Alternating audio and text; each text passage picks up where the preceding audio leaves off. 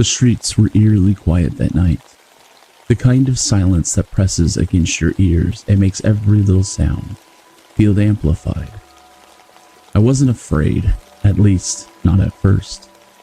Nights like these were routine for me, just a drive to clear my head and indulge in some late night cravings. But sometimes, routine has a way of unraveling when you least expect it. It started with a shadow, barely noticeable, just a flicker in the corner of my eye. I brushed it off. After all, shadows don't mean anything, do they? It happened just a few hours ago, and while the fear has ebbed, it's been replaced by a simmering anger. My pizza, my plans for the night, stolen right out of my hands. There's an old story that circulates in my town, whispered by those who claim to have seen him. A man who lives deep in the woods on the town's outskirts. Some say he's unhinged. Others claim he's a recluse driven mad by isolation. I'd always dismissed the rumors as campfire tales. After all, I drive those roads often, especially at night, and have never encountered anything unusual. Tonight began like any other. Feeling restless, I decided to take one of my usual nighttime drives. The air was crisp, the streets quiet. Passing by a local pizza place, I decided to stop and grab something to eat, an impromptu indulgence, before heading home to lose myself in a 2-week-long Minecraft binge. With the box in one hand and my phone in the other, I walked back to my car, texting a friend about our plans for the night. The glow of the streetlights flickered slightly, and a faint buzz humming in the cool air. As I approached my car, something caught my eye. A shadow. It stretched unnaturally from the driver's side of the car, low and dark against the pavement. At first, I thought it might be a stray cat or something, or maybe a pile of discarded garbage. Uneasy, I slid my phone into my pocket and pulled out my keys. Pressing the unlock button, I hoped the sound or flashing lights would scare off whatever was lurking there, but nothing moved. The shadow remained, fixed in place like it was etched into the ground. My chest tightened. I hesitated, then flicked on my phone's flashlight, stepped closer.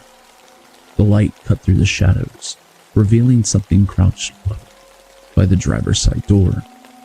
It wasn't a stray cat. It was a man. His body was filthy, streaked with dried mud and grime that clung to his skin like a second layer.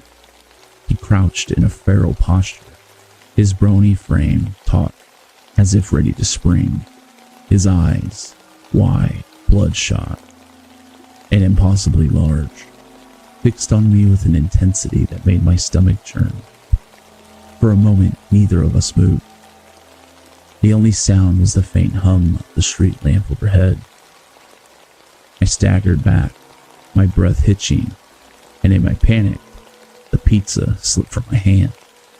The box hit the ground, its lid flipping open to reveal the steaming meal within. The man's gaze darted to it, then back to me, his head tilted unnaturally, like a predator assessing its prey. "Get away," I managed to shout, my voice shaky but loud enough to echo down the empty street. His lips twisted into what I can only describe as a grotesque grin. Without warning, he lunged, not at me, but at the pizza. Dropping to all fours, he snatched it up, clutching it in his dirt-encrusted hands. Then he bolted, his movements eerily animalistic as he scurried down the road and disappeared into the darkness. I stood frozen, heart pounding, staring at the spot where he'd been crouched. The smell of the dropped pizza lingered, now mixed with the acrid sense of fear. Eventually, I gathered myself enough to lock my car and hurry back into the pizza place. I must have looked pale because the staff asked if I was okay. When I told them what had happened, they laughed nervously, clearly not believing me. I didn't argue. Once my nerves settled, anger began to bubble up. The man hadn't just scared me, he'd stolen my pizza. Determined not to let the night be ruined entirely, I ordered another one and returned to my car. This time, I ran, throwing furtive glances over my shoulder before locking myself inside. When I finally got home, I locked every door and window, my bedroom door included, just in case. There's no way I'll sleep tonight. Instead, I'll immerse myself in Minecraft until the first rays of sunlight break through the darkness. To the creepy, filthy figure lurking in the shadows near my town, whatever you are, whoever you are, stay far away.